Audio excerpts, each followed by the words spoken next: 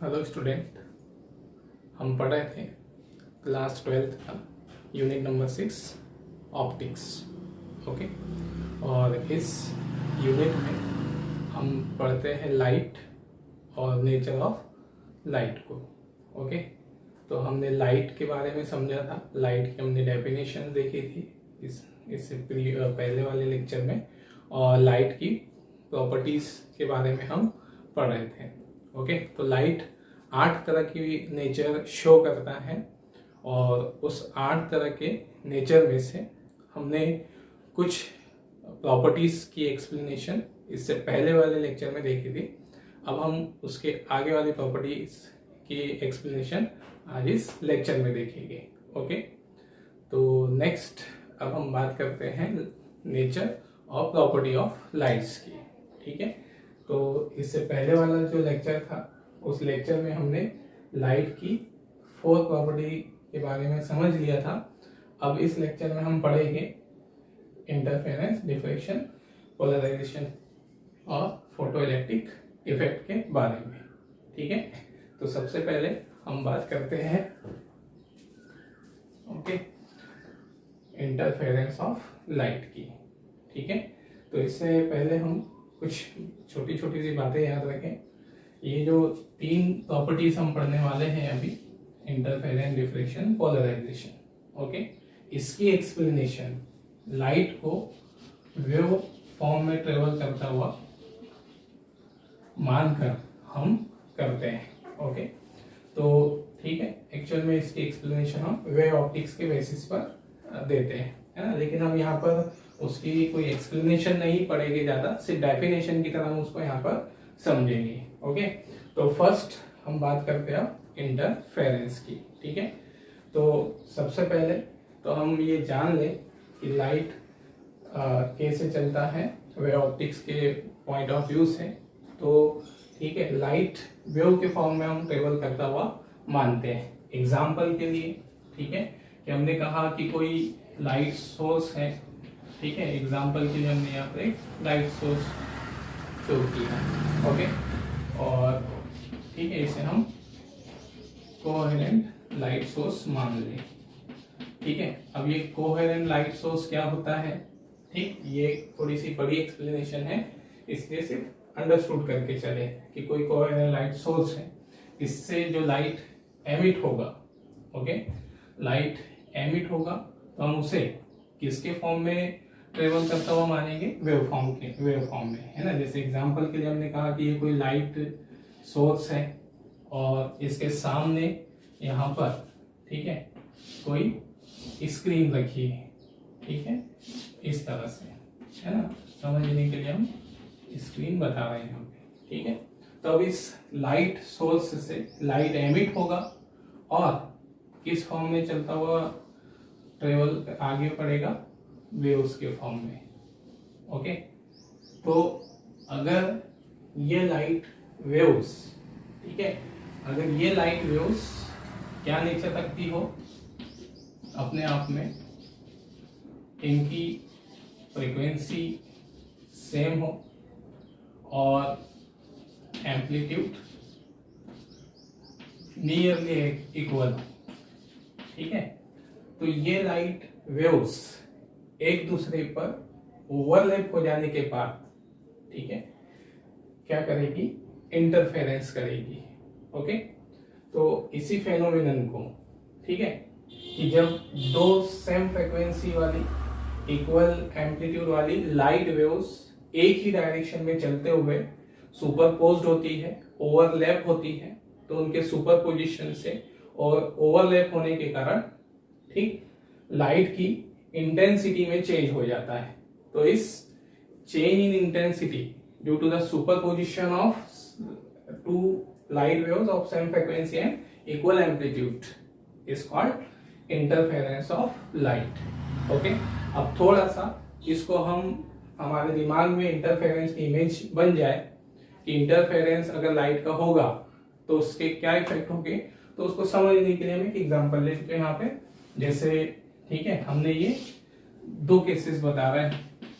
पहला केस कि अगर लाइट वेव्स, ठीक है, किसी सोर्स से जनरल केस में हम बता रहे हैं, ठीक है, कि है ना, समझने के लिए ये जनरल केस, कि जनरल केस में अगर किसी सोर्स से लाइट एमिट होता है और वो उसके सामने रखी हुई किसी स्क्रीन पर इंसिडेंट होगा, तो हमें क्या दिखाई देगा? यहाँ पर हमें जनरल केस में ये दिखाई देगा कि ये जो स्क्रीन है, ठीक है, ये कंप्लीटली इल्यूमिनेटेड हो जाएगी लाइट से। कंप्लीटली इल्यूमिनेटेड होने का मतलब ये है कि इस स्क्रीन के सभी पॉइंट पर हमको इंटेंसिटी ऑफ लाइट एक समान दिखाई देगी, ठीक है, इंटेंसिटी बराबर दिखाई देगी, है ना।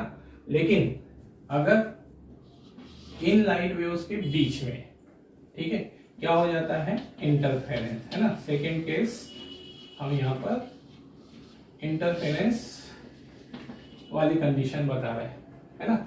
तो अगर किसी लाइट सोर्स से लाइट वेव्स एमिट होती है, ओके, और एमिट होने के बाद वो किसी स्क्रीन तक पहुंचती है, ठीक है, इस तरह से, और अगर ये जो हमारी वेव्स हैं, ठीक है, ये कैसी वेव्स हो, इनकी प्रॉपर्टी सेम फ्रीक्वेंसी, ठीक है, इक्वल एम्पलीट्यूड, ओके, और दोनों सेम डायरेक्शन में ट्रेवल करती हो। तो इस तरह से अब इंटरफेरेंस वाले केस में क्या होगा कि अगर किसी लाइट सोर्स से वेव्स निकलकर, ठीक है, अपने पाथ में चलते हुए ओवरलैप होकर किसी स्क्रीन पर पहुंचती है, या सीधे कहें हम इंटरफेरेंस हो जाता है, तो इंटरफेरेंस के बाद हमें स्क्रीन पर लाइट किस तरह से दिखाई देगा? तो हमें स्क्रीन पर इस तरह की ब्राइट और डार्क फ्रिंजेस दिखाई देगी, ठीक है, मतलब हमें उस स्क्रीन पर ऐसी ब्राइट और डार्क पट्टियां दिखाई देगी, है ना। ब्राइट और डार्क पट्टियों से मतलब हमारा यहाँ क्या है कि उस स्क्रीन पर लाइट सभी पॉइंट्स पर एक जैसा या एक समान नहीं पहुंचेगा। स्क्रीन के कुछ पार्ट पर लाइट का अमाउंट ज्यादा हो जाएगा, लाइट की इंटेंसिटी ज्यादा हो जाएगी, तो वहां पर ब्राइट स्ट्रिप्स या ब्राइट फ्रिंज हमको बनते हुए दिखेगी, ओके। और जिन पॉइंट पर इंटेंसिटी ऑफ लाइट डिक्रीज हो जाए, तो उन पॉइंट्स पर हमें स्क्रीन के उन पॉइंट्स पर ऐसी डार्क पट्टियां दिखाई देगी, मतलब वहां लाइट नहीं पहुंच रहा होगा, ओके, तो वहां पर उसे हम कहेंगे कि ऐसे डार्क फ्रिंज वहां बनेगी, ठीक। तो अगर, ठीक है, लाइट वेव्स के बीच में इंटरफेरेंस हो जाता है, तो इंटरफेरेंस के बाद हमें कुछ इस तरह का पैटर्न दिखाई देता है ना। तो यहाँ पर क्या हो रहा है? Change in intensity of light due to the superposition of two light waves of same frequency and of equal amplitude, okay. तो this phenomenon is called interference of light, okay.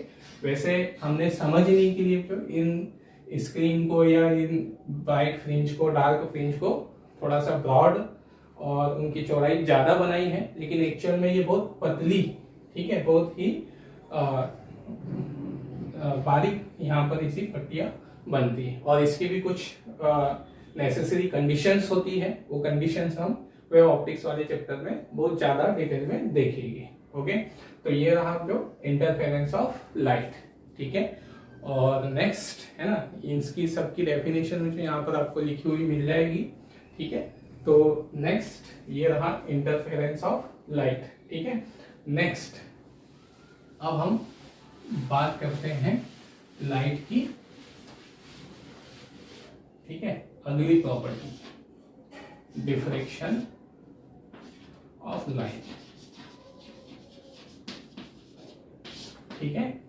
तो डिफ्रेक्शन ऑफ लाइट और light की सबसे first property जो हमने पढ़ी rectilinear motion, ये एक दूसरे के अपोजिट प्रोसेस है ना। इससे पहले जनरल केस में हमने क्या माना था कि जो लाइट है वो हमेशा सीधे पाथ पे ट्रेवल करता है, स्ट्रेट पाथ को फॉलो करता है ना। लेकिन हर कंडीशन में ये ऐसा नहीं होगा कि लाइट एक ही पाथ पर, सीधे पाथ पर ही चलेगा। ओके, अगर लाइट के पाथ में अगर कोई ऑब्स्टेकल या कोई एपर्चर आ जाता हो बहुत, ठीक है, छोटी साइज वाले, तो उन एपर्चर और ऑब्स्टेकल से टकराकर लाइट अपने पाथ से, स्ट्रेट पाथ से बेंड हो जाता है। ओके, तो इस फेनोमेनन को हम बोलते हैं डिफ्रेक्शन ऑफ लाइट, है ना। इसको थोड़ा सा ग्राफिकली समझे, ठीक है। तो एग्जांपल के लिए जैसे हमने कहा यहाँ कोई लाइट सोर्स है, ठीक है, इससे लाइट एमिट हो रहा है ना। तो यहाँ सामने कोई स्क्रीन रखी है ऐसे। अब इस स्क्रीन पर हमने देखा कि यहाँ, ठीक है, इस लाइट सोर्स से लाइट एमिट होगा तो लाइट एक सीधे पाथ में ट्रेवल करता हुआ स्क्रीन पर पहुंचेगा, है ना। एग्जांपल के लिए हमने माना कि, ठीक है, एक हमने कोई पर्टिकुलर लाइट रे यहाँ पर या लाइट वेव हमने ले ली, सिंगल लाइट वेव हमने ले ली। वैसे बहुत सारी लाइट वेव्स यहाँ पर बनती है, बहुत सारी लाइट रेज यहाँ पर होती हैं, लेकिन हम एक्सप्लेनेशन के लिए एक लाइट रे लेकर चल रहे हैं, है ना। तो अगर, ठीक है, जनरल केस में अगर लाइट का डिफ्रेक्शन नहीं होता है तो लाइट कैसा चलता हुआ दिखाई देगा, जो लाइट रे है या लाइट वेव है वो सीधे पाथ में चलते हुए, ठीक, स्क्रीन के किसी एक पर्टिकुलर पॉइंट पर जाकर इंटरेक्ट करेंगे, ठीक है। और सेकेंड केस कि अगर लाइट का क्या हो जाता है, डिफ्रेक्शन होता है ना। और डिफ्रेक्शन कब होगा उसकी भी कुछ कंडीशंस है, ठीक है। तो लाइट के पाथ में अगर कोई ऑब्स्टेकल है, एग्जांपल के लिए हम इसी लाइट रे को ले लेते हैं, है ना, ये इस लाइट रे को। तो अभी हमने क्या कहा कि यही लाइट रे अगर कोई ऑब्स्टेकल नहीं था तो सीधे पाथ पर जा रही थी, ठीक है, लाइट वेव सीधे पाथ पे जा रही थी। लेकिन अगर लाइट के पाथ में कोई ऑब्स्टेकल आ जाए, है ना, ऑब्स्टेकल से मतलब जैसे कोई ब्लेड आ जाए, ओके, पतला सा ब्लेड, ठीक है, ओके, ऑब्स्टेकल मतलब जिसे हम डिस्टर्बेंस बोल सकते हैं, कोई ऑब्स्टेकल आ जाए तो लाइट क्या होगा कि इस ऑब्स्टेकल के शार्प एजेस पर टकराकर, मतलब उसके जो कोने होते हैं, किनार होती हैं, उन एजेस पर टकराकर, ठीक है, अब अपने पास से बेंड हो जाएगा। जैसे नॉर्मल केस में वो सीधे पाथ पर जा रहा था, लेकिन अब अगर लाइट का डिफ्रेक्शन हो जाता है ना। पहले केस में हमने देखा था कि लाइट सीधे पाथ में ट्रेवल करता हुआ कहां तक पहुंच गया था, पॉइंट ओ तक। लेकिन अब हमने देखा कि यहाँ पर लाइट के पाथ में कोई ऑब्स्टेकल आ जाता है तो लाइट उसके शार्प एजेस पर टकराकर, ठीक है, शार्प एजेस पर टकराकर अपनी स्ट्रेट पाथ से बेंड हो जाता है और बेंड होकर उस जगह भी पहुंच जाता है जहां से ज्योमेट्रिकली नहीं पहुंचना चाहिए था। तो this phenomenon is called diffraction of light. Okay, कैसे हम डिफाइन कर सकते हैं उसको, है ना। तो क्या देख रहे हैं यहाँ पर कि लाइट किसी ऑब्स्टेकल के शार्प एजेस पर टकराकर बेंड हो गया है, तो इस फेनोमेनन को हम कहेंगे डिफ्रेक्शन ऑफ लाइट। ओके, तो डिफाइन करते हैं इसको, the bending of light at the sharp edges of an obstacle और एपर्चर, ठीक, from its rectilinear path is called diffraction of light. Okay, अब यहाँ पर जो कुछ टर्म्स आ रही है, जैसे, है ना, जैसे हम कह रहे हैं एपर्चर, ऑब्स्टेकल, तो ये ऑब्स्टेकल, ये एपर्चर कैसे होनी चाहिए, है ना, इसकी भी कुछ विशेष स्पेशल कंडीशन होती है, तभी यहाँ पर क्या पॉसिबल होता है, डिफ्रेक्शन। ओके ओके, अब नेक्स्ट हम बात करते हैं लाइट की अगली प्रॉपर्टी, पोलराइजेशन की, ठीक है ना। इन सभी की डेफिनेशन तो यहाँ बोर्ड पर लिखी हुई आपको मिल जाएगी, ठीक है। नेक्स्ट अगली प्रॉपर्टी है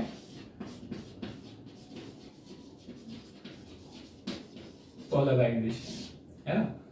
तो सबसे पहले पोलराइजेशन को समझने के लिए, है ना, हमें लाइट की थोड़ी सी थ्योरी जाननी होगी कि लाइट कैसे मिलकर बना होता है और किस फॉर्म में ट्रेवल करता है ना।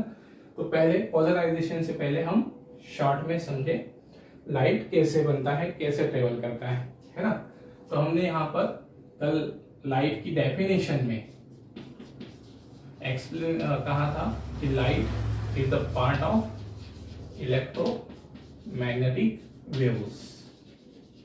ओके, लाइट किसका पार्ट है? इलेक्ट्रोमैग्नेटिक वेव्स के। अब ये इलेक्ट्रोमैग्नेटिक वेव्स कैसे जनरेट होती है ये, और इनकी क्या क्या प्रॉपर्टीज होती है, कितनी तरह की होती है, ठीक है, ये हम इस पर एक पूरा चैप्टर बेस्ड है, इसको वहां डिटेल में समझेंगे। अभी सिर्फ शॉर्ट में इस पोलराइजेशन को समझने के लिए हम उसकी डेफिनेशन जैसे समझेंगे, ठीक। तो इलेक्ट्रोमैग्नेटिक वेव्स कैसे बनती है ना।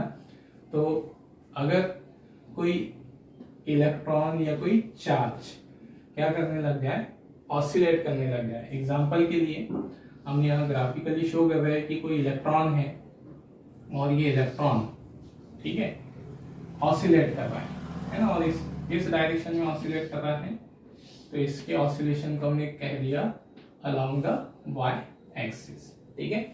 तो ये जो इलेक्ट्रॉन है, ये जो चार्ज है, जब ऑसिलेट करता है तो इसके ऑसिलेशन से यहाँ पर एक वेरिंग इलेक्ट्रिक फील्ड बनता है, ओके। और उस वेरिंग इलेक्ट्रिक फील्ड को हम यहाँ पर ग्राफिकली इस तरह से शो कर रहे हैं, ओके। ये हमारा वेरिंग इलेक्ट्रिक फील्ड, ठीक है। मतलब अगर इलेक्ट्रॉन वाई एक्सिस की ओर ऑसिलेट कर रहा है तो जो हमारा इलेक्ट्रिक फील्ड होगा, ठीक है, वो भी वेरिंग इलेक्ट्रिक फील्ड होगा। मतलब उसकी वैल्यू चेंज हो रही होगी टाइम के अकॉर्डिंग, ठीक है। उसको हमने इस तरह से शो कर दिया यहाँ पर ग्राफिकली। ये हमारा डिनोट कर रहा है किसको? वेरिंग इलेक्ट्रिक फील्ड को, ठीक है। अब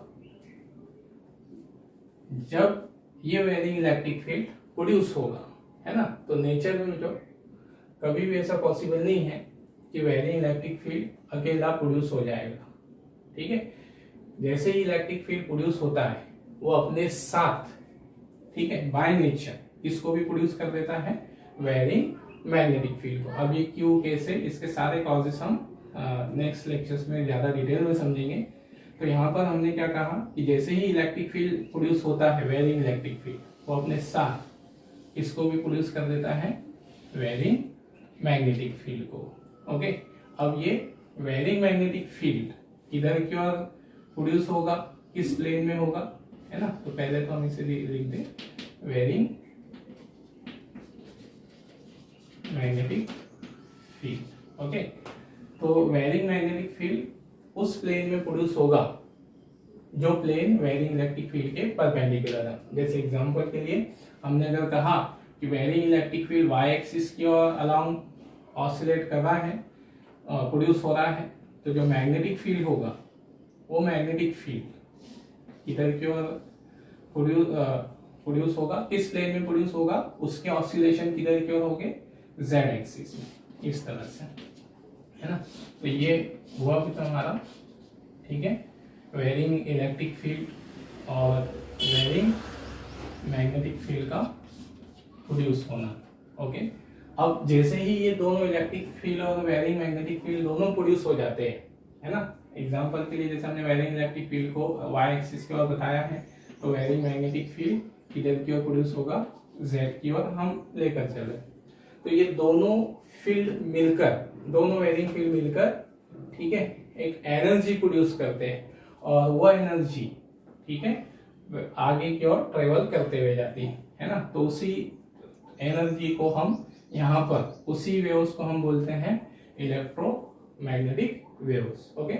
और ये वेव किधर की ओर ट्रेवल करेगी, जिस डायरेक्शन, उन दोनों, जिधर इलेक्ट्रिक फील्ड और मैग्नेटिक फील्ड के ऑसिलेशन है उसके परपेंडिकुलर डायरेक्शन में ये वेव्स ट्रेवल करते हुए आगे बढ़ेगी। जैसे एग्जांपल के लिए इलेक्ट्रिक फील्ड वाई एक्सिस की ओर है, मैग्नेटिक फील्ड जेड एक्सिस की ओर है, तो जो वेव है ये किधर की ओर चलेगी, एक्स एक्सिस की ओर ट्रेवल करेगी, है ना। तो ये हुई हमारी इलेक्ट्रोमैग्नेटिक वेव्स। तो इलेक्ट्रोमैग्नेटिक वेव्स कैसे डिफाइन कर सकते हो आप?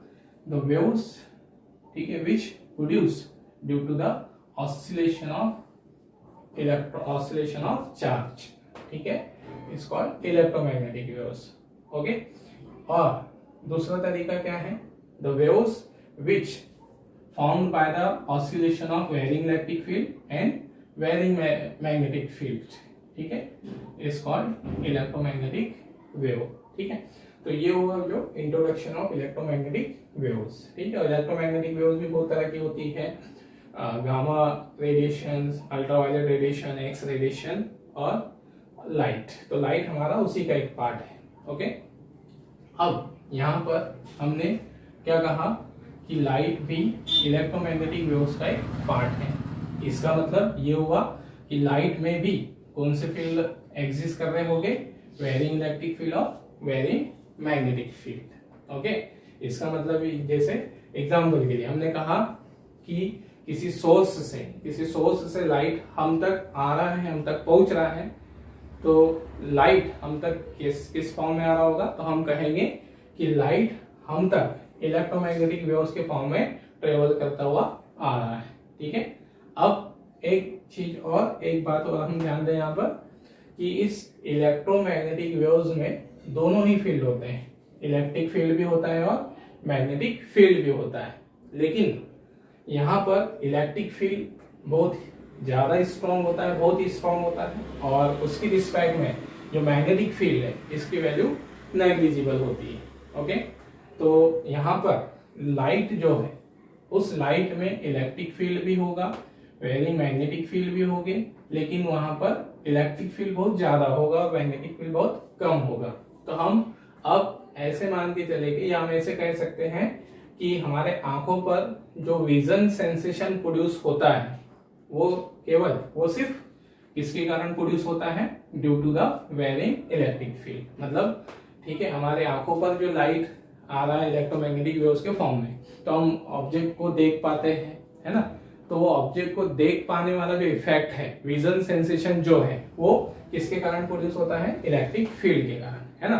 अब हम यहाँ पर क्या कंसिडर करके चलेंगे कि जो लाइट है वो सिर्फ किसके कारण प्रोड्यूस हुआ है? वेरी इलेक्ट्रिक फील्ड के फॉर्म में चल रहा है, या इलेक्ट्रिक फील्ड के ऑसिलेशन के फॉर्म में वो ट्रेवल कर रहा है ना। अब एग्जांपल के लिए जैसे हमने कहा कि हमारी आंखों तक जो, ठीक है, कोई लाइट वेव ऐसे चल कर आ रही है ना। अंडरस्टूड करें कि यह लाइट वेव हमारी तरफ आ रही है, तो इस लाइट वेव में क्या होगा? इलेक्ट्रिक फील्ड होगा, इलेक्ट्रिक फील्ड के ऑसिलेशन होंगे। तो ये इलेक्ट्रिक फील्ड के ऑसिलेशन कैसे होंगे, है ना। तो जिधर वेव चल रही है, जिस डायरेक्शन में वेव ट्रेवल कर रही है, उस वेव के परपेंडिकुलर डायरेक्शन में इलेक्ट्रिक फील्ड ऑसिलेट करता है ना। जैसे ये वेव ऐसे आ रही है, तो इलेक्ट्रिक फील्ड ऐसे ऑसिलेट कर रहा होगा, है ना, इस तरह से ऑसिलेट कर रहा होगा, ठीक है। तो जब कोई एक लाइट वेव ट्रेवल करती है, तो उस लाइट वेव में इलेक्ट्रिक फील्ड उस वेव के चलने के परपेंडिकुलर सभी डायरेक्शन में एग्जिस्ट करता है और ऑसिलेट करता है। जैसे एग्जांपल के लिए हमने माना कि ये जो डॉट है, वाइट डॉट है, इसको हम ऐसे बता रहे हैं कि एक वेव है और ये वेव हमारी तरफ चल कर आ रही है। ओके, तो इस वेव में इलेक्ट्रिक फील्ड के ऑसिलेशन, इलेक्ट्रिक फील्ड ऑसिलेट करता आ रहा होगा।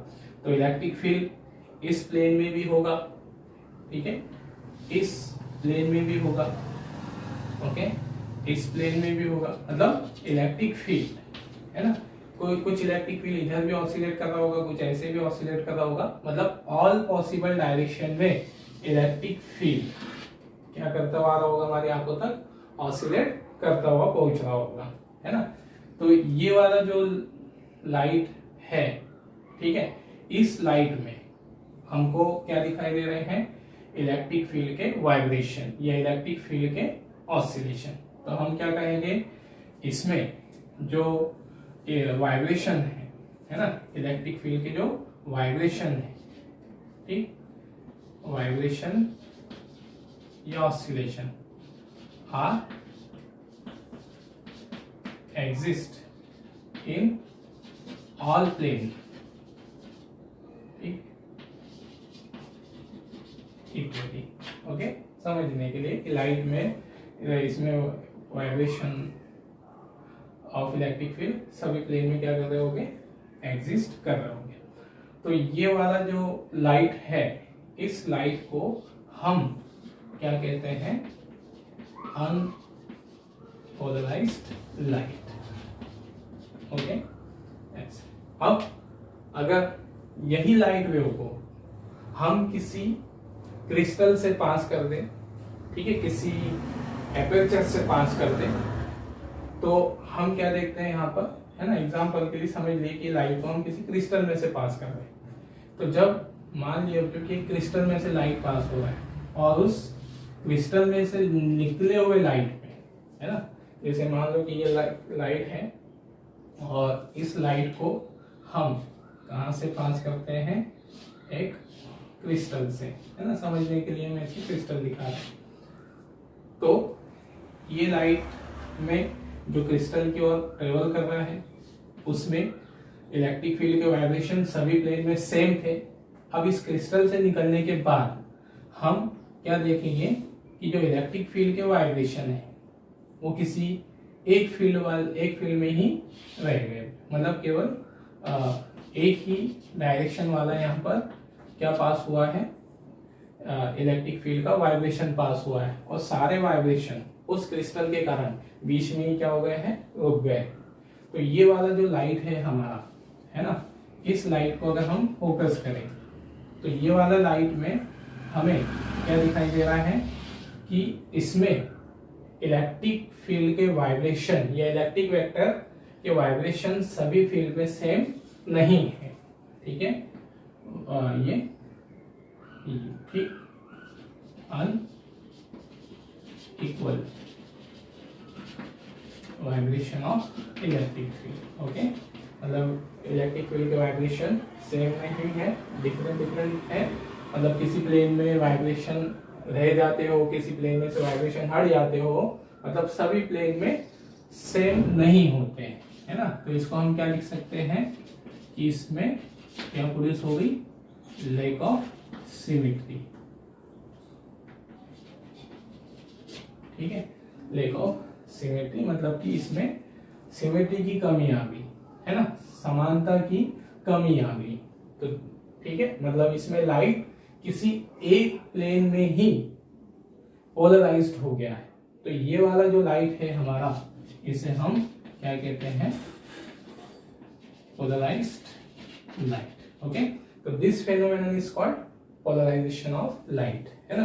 क्या समझे हम इससे, ठीक है, हम इसको डिफाइन कर सकते हैं। क्या लिख रहा है हमें यहाँ पर कि लाइट वेव के चलने की परपेंडिकुलर डायरेक्शन में इलेक्ट्रिक फील्ड के वाइब्रेशन में कमी आ गई है, ठीक है, उसकी सिमेट्री खत्म हो गई है, तो इसको हम बोलते हैं पोलराइजेशन, ठीक है। तो आप उसको डिफाइन कर सकते हो पोलराइजेशन ऑफ लाइट को किस तरह से, the lack of symmetry in vibration of electric field, the lack of symmetry in vibration of electric field, ठीक, in direction perpendicular to the direction of propagation of light wave is called polarization of light। Okay, definition यहाँ से note कर लेना। Next ये हुआ polarisation, है ना। अब हम नेक्स्ट प्रॉपर्टी देखते हैं, फोटो इलेक्ट्रिक इफेक्ट, ठीक है। तो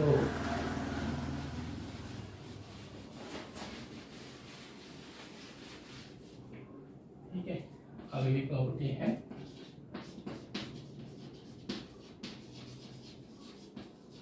photo electric effect of light. Okay, अभी photo electric effect of light क्या है ना, इस पर हमारा एक चैप्टर बेस है, हम डेफिनेशन देख रहे हैं। ओके, तो ठीक है, अगर लाइट वेव या कोई भी, ठीक है, इलेक्ट्रोमैग्नेटिक वेव्स शॉर्ट वेवलेंथ वाली, ठीक है, जैसे अल्ट्रावायलेट रेडिएशंस ये सब, तो अगर लाइट किसी मेटल पर इंसिडेंट होगा, है ना, तो सबसे पहले तो हम बात करें मेटल की। हमें पता है कि हर मटेरियल में इलेक्ट्रॉन एग्जिस्ट करते हैं, मतलब मेटल के अंदर भी एटम्स हो गए, एटम्स के अंदर इलेक्ट्रॉन अपने ऑर्बिट्स में रिवॉल्व कर रहे होंगे, है ना। तो उसमें से कुछ इलेक्ट्रॉन फ्री इलेक्ट्रॉन्स होते हैं, ठीक है। तो एग्जांपल के लिए कि अगर किसी मेटल पर, है ना, किसी मेटल सरफेस पर लाइट वेव इंसिडेंट होती है, तो लाइट वेव के इंसिडेंट होने से, लाइट एनर्जी के इंसिडेंट होने से उस मेटल से इलेक्ट्रॉन एमिट हो जाते हैं, इलेक्ट्रॉन उस मेटल के सरफेस को छोड़कर बाहर की ओर निकल जाते हैं, ठीक है। तो इस फेनोमेनन को हम बोलते हैं एमिशन ऑफ, ठीक है, इलेक्ट्रॉन। और अगर एमिशन ऑफ इलेक्ट्रॉन लाइट के इंसिडेंट होने के कारण होता है तो उसे हम बोलते हैं फोटो इलेक्ट्रिक इफेक्ट। तो फोटो इलेक्ट्रिक इफेक्ट हमारा क्या हो गया, ठीक है, फोटो इलेक्ट्रिक इफेक्ट हमारा क्या हो गया, the emission of electron from a metal surface on falling the light on it is called photoelectric effect, okay. तो नेक्स्ट जो यहाँ पर, ठीक है, ये रही हमारी प्रॉपर्टी और नेचर ऑफ लाइट की एक्सप्लेनेशन, उनकी डेफिनेशंस, ओके। और फिर नेक्स्ट हम अगले लेक्चर में स्टार्ट करेंगे ray optics, chapter number 9, reflection of light, okay. तो अगर आप इसे नोट करना चाहते हैं, ठीक है, तो यहाँ से इसका एक स्क्रीनशॉट ले लीजिए, ओके। तो यहाँ पर अगर आप इसे नोट करना चाह रहे हो तो अभी सिर्फ डेफिनेशन ही नोट करना, ठीक है। ये जितना हमने डायग्राम्स, एक्सप्लेनेशन, ये सब हमने दिया है, ठीक है, ये सिर्फ हमारे अभी समझने के लिए था। ये हम इंडिविजुअली हर चैप्टर में अलग अलग पढ़ते हुए चलेंगे, है ना। तो नोट्स अगर आप बना रहे हो तो सारी डेफिनेशंस यहाँ पर लिखी हुई है, आप इसे डेफिनेशन की तरह नोट कर लीजिएगा, ओके।